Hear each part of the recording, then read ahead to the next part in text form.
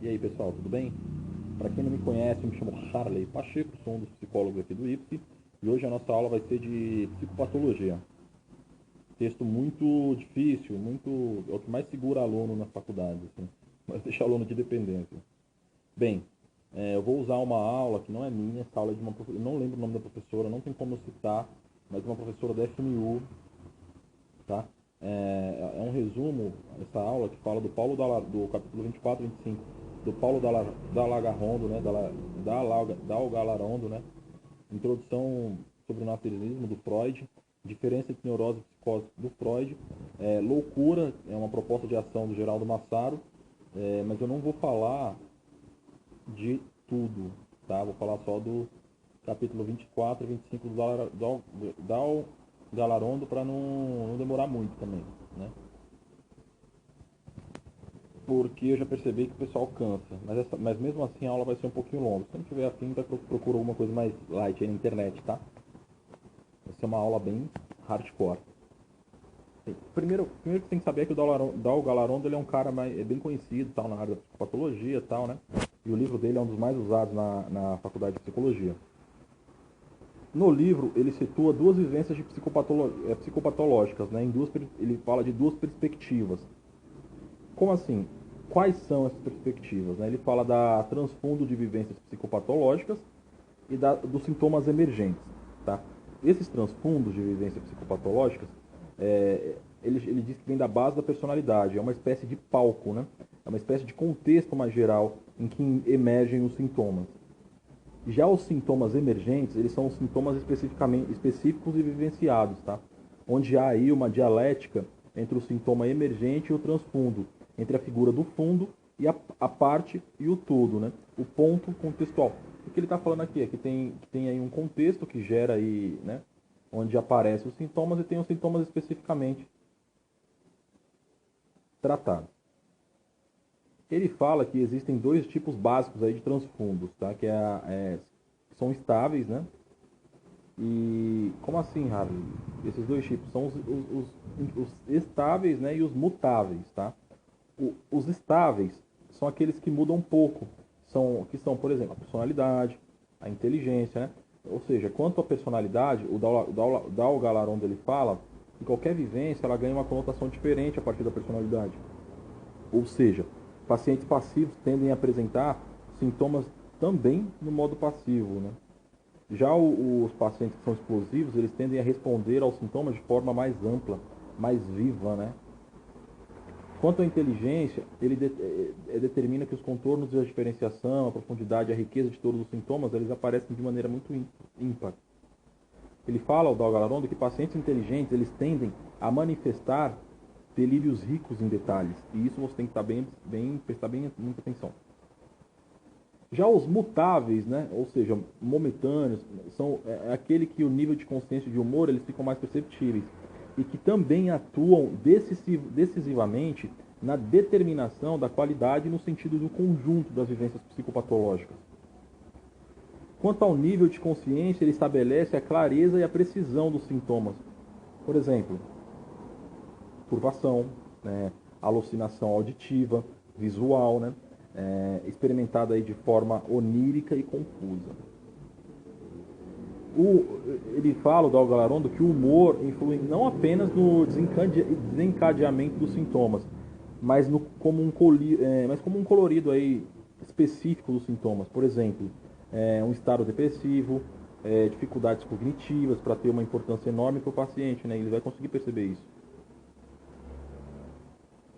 O Dal Galarondo ele fala que dos sintomas emergentes são todas aquelas vivências psicopatológicas mais destacadas, né? Individualizáveis, em que o paciente experimenta. Ele inclui aí as esferas que não fazem parte dos transfundos, como a alucinação, a sensopercepção, né? Um sentido de afetividade, um delírio, né, que é um juízo, uma paranamnésia, que é ligada à memória. Ele fala de uma alteração do pensamento e da linguagem. O texto do Dal Galarondo é muito legal, é muito interessante que você assista, que você leia, tá? O Dal Galarondo ele fala dos componentes do surgimento, da constituição e da manifestação dos sintomas e dos transtornos, tá? Ele cita que é preciso notar como se articula ao longo da vida o conjunto dos fatores biológicos, né?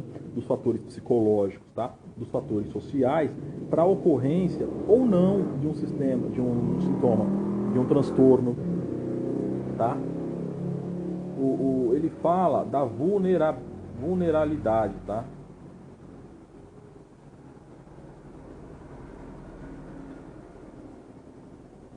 Como assim vulnerabilidade? Pessoal, só um minuto que eu tô esperando passar o barulho. Não sei o que os caras têm na cabeça. Que eu particularmente deixo meus carros, meu carro, minha moto silenciosíssimos. Os caras não.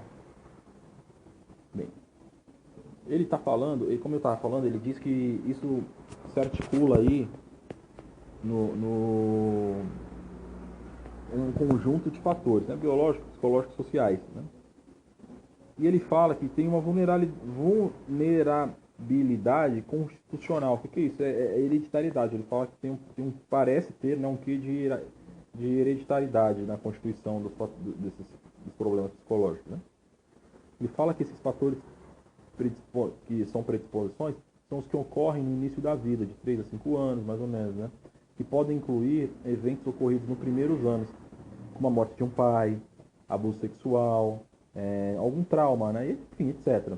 Já os fatores precipitantes são geralmente eventos inespecíficos, como separações conjugais, morte de parentes, né? O Dalgarondo ele fala que os fatores precipitantes aliados à vulnerabilidade constitucional, ou seja, a predisposições que o sujeito herdou, aí é que surge o estalo, né? Ele fala assim, a pessoa tem predisposição, aí acontece alguma coisa, né? E pau, dispara a questão psicológica nela. O Dalgarondo ele fala da manifestação dos transtornos mentais, né? Da patogenia, da patoplastia, da psicoplastia, né? E ele diz que nem todos esses aspectos de manifestação de uma doença derivam diretamente do processo patológico da base, né? Ou seja, da predisposição constitucional e dos fatores que, né, predisponentes. Ele diz, né, o Dalgarondo, que existe basicamente 3 fatores que envolvidos aí na manifestação da doença mental. Quais são esses fatores? Patogênico, né, que os sintomas são produzidos pelo transtorno mental da base. Exemplo, paciente com depressão, ele apresenta um sintoma de humor, né, ele é triste, o desânimo, a inapetência, né. Já o paciente esquizofrênico, ele pode apresentar alucinações auditivas, percepção delirante, enfim. Já no fator patoplástico, né, manifesta aí são questões relacionadas à personalidade pré-mórbida do doente, né? Ou seja, a história de vida específica do sujeito que adoece e aos padrões de comportamento relacionados à cultura desse sujeito, né? E são desses fatores externos prévios o processo patológico da base. O Dalgarondo ele fala do terceiro, né, que ele cita, é o fator psicoplástico, né? Que é que relaciona-se aos eventos e às reações do indivíduo, né? É como o indivíduo reage ao meio psicossocial, né? E posteriormente adoece. São as reações aos conflitos familiares, à desmoralização, às perdas sociais, ao bullying, né? A questões ocupacionais associadas ao curso da doença.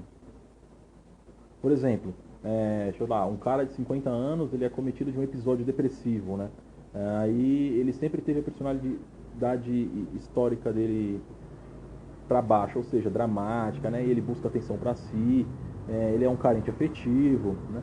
E aí, após alguns meses, ele estando lá descuidado das atividades profissionais, acaba por perder o emprego, né?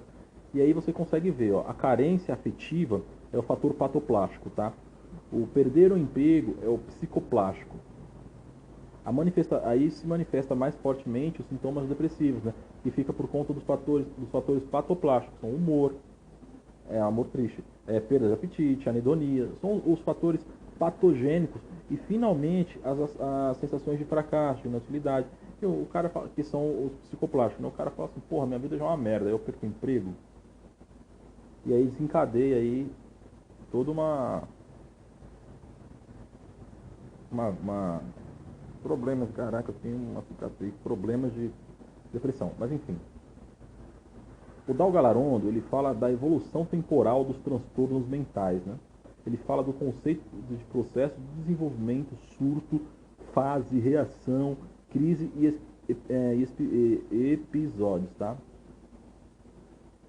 como assim? O curso crônico dos transtornos mentais, eles podem ser de dois tipos: processo e desenvolvimento. O processo, ele se refere a uma transformação lenta e insidiosa da personalidade, decorrente de alterações psicologicamente incompreensíveis, né, de natureza endógena. Por exemplo, uma esquizofrenia de evolução endógena, insidiosa, né, é lenta, é radicalmente transformadora de personalidade, deixa o sujeito acometido a ela com uma facilidade enorme. Já na parte de desenvolvimento, o Dalga Larondo refere-se aí à evolução psicologicamente compreensível de uma personalidade, né? Ou seja, essa evolução ela pode ser normal, né? Só que configurando os distintos traços de caráter do indivíduo ou a normalidade, né? Determinando os transtornos de personalidade e as neuroses. Por exemplo, se você for ver aquele John Nash no filme Mente Brilhante, ele é extremamente aceito, porque lá no lugar onde ele vive, ser doido já era meio normal, né? Tipo lá na faculdade, onde só tinha crânio, né? Então aquilo foi se desenvolvendo e ninguém percebeu, porque ele estava num ambiente que todo mundo era maluco, talvez ele fosse o menos maluco, né? E ele era o loucão, né? Enfim, neste caso você vê aí, há uma conexão no sentido, uma trajetória compreensível ao longo da vida do sujeito, né? Então, fala-se então de um desenvolvimento paranoide, desenvolvimento histriônico, né? Os fenômenos agudos ou subagudos, eles classificam-se em crises ou ataques, episódios, reações vivenciais, fases e surtos. A crise, né, o ataque caracteriza, em geral, pelo surgimento e término abrupto, durando segundos ou minutos, né, e raramente horas. Por exemplo, uma crise epilética, um ataque de pânico, uma crise histérica, enfim, agitação psicomotora, isso é muito rápido. Aí o episódio ele tem geralmente duração de dias, né, até semanas. Tanto que o termo crise como o termo episódio, eles não especificam sobre a natureza do fenômeno mórbido, né? Os termos episódios e crise, eles são denominações referentes apenas a aspectos temporais do fenômeno. Na prática, você pode ver, é comum utilizar-se o termo episódio de forma inespecífica, né? Quando não há condições de precisar a natureza do fenômeno. Ele fala, o Dalga Larondo, da reação, né, que é a vivência da reação vivencial anormal, onde o sujeito trata-se de um fenômeno psicologicamente compreensível, que é desencadeado por eventos vitais significativos para o indivíduo que experimenta, né? Ocorre geralmente em personalidades vulneráveis, predispostas a reagir de forma anormal a certas ocorrências de vida. Por exemplo, após a morte de uma pessoa próxima, o indivíduo reage apresentando fobias ou paranoias. A reação vivencial, ela pode durar semanas, meses ou anos, tá? Quando passa a reação vivencial, o indivíduo volta a ser como ele era antes. Sua personalidade não sofre ruptura, né? Pode empobrecer-se ou enriquecer-se, mas não se modifica radicalmente. Inclusive, a Globo está passando uma novela agora, onde isso fica muito evidente. Eu não lembro o nome da novela. Sei que é um cara que é casado, O cara é casado. Esse cara, ele fazia... Eu não sei o personagem que ele está fazendo agora. É uma novela que tem japonesa aí. Que é um rapaz moreno que é casado com uma moça morena e tal. E aí a mulher é grávida, eles eram loucamente apaixonados. A mulher perde o bebê, a mulher surta. Ela fica, em vez de ficar extremamente deprimida, ela fica, né? Só que isso vai voltar, né? Isso vai voltar. E aí, ali se caracterizaria a reação vivencial anormal, né? E ele fala também da fase, né? Que refere-se particularmente aos períodos da depressão e da mania, né? Dos transtornos afetivos. Passada a fase, o indivíduo retorna ao que era antes dela, sem ter alterações duradouras, sem sequelas também na personalidade, né? E esse processo, esse ponto, a fase, ela tem a sua gênese incompreensivelmente, né, no sentido psicológico. Ela tem um caráter endógeno, né? A gente ainda não consegue precisar isso. Pode durar semana, meses, né? Pode ser frequente, pode durar anos, né? E o surto é a ocorrência aguda, né, que se instala de forma repentina, fazendo eclodir aí uma doença de base endógena, não compreensível psicologicamente. E esse sim produz sequelas irreversíveis, né? Danos irreversíveis à personalidade, né? Ou no mínimo a esfera cognitiva do indivíduo. Tanto é que, por exemplo, deixa eu dar um exemplo para ficar mais claro. Após o primeiro surto de esclerose múltipla, o paciente geralmente sai com alguma sequela sensitiva ou motora. E ele fala também do estado residual da doença, né? Onde após vários anos de doença, nos quais vários surtos foram se sucedendo, o paciente ele se encontra no chamado estado residual, apresentando apenas sinais da doença, que são as sequelas, né? Que são sintomas predominantemente negativos. Bem, se a gente parar para pensar, é incorreto a gente falar num surto maníaco, né? Que é fase da esquizofrênica, né? Ou crise maníaca, né? Tal uso revela o desconhecimento da terminologia e dos conceitos psicológicos básicos, tá?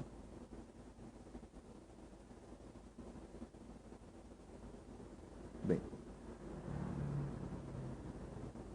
o Dalgalarond ele continua falando da personalidade pré-mórbida, né? Que são os sinais pré-mórbidos.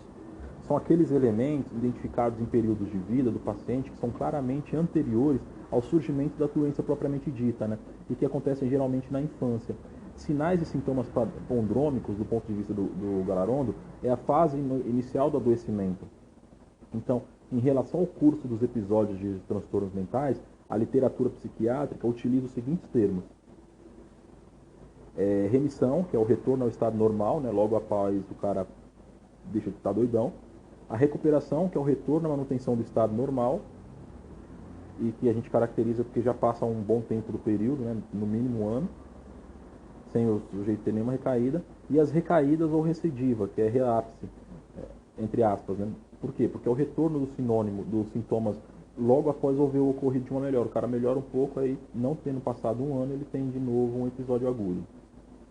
E a recorrência, que é o surgimento de um novo episódio, tendo o indivíduo estados assintomáticos por um período, cerca de um ano, e pode-se dizer que a ocorrência é um novo episódio da doença, tá?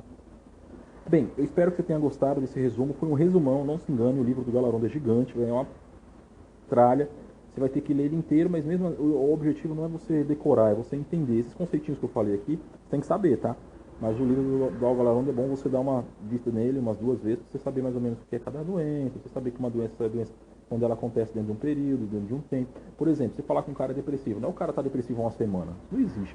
O cara ser depressivo, ele tem que dar, com todas as qualificações do DSM, né, que é o Manual de Doenças Mentais, pelo tempo que está lá, por toda, ele tem que estar do jeitinho que está escrito lá. Se ele tiver alguma coisa diferente, ele não está com depressão. Eu estou dando um exemplo da depressão, mas isso vale também para a bipolaridade, né, para o toque, enfim. Avalie aí, mas essa aula já te deu uma base dos conceitos chaves para você chegar a entender direitinho. Valeu? Show de bola, espero que você tenha gostado.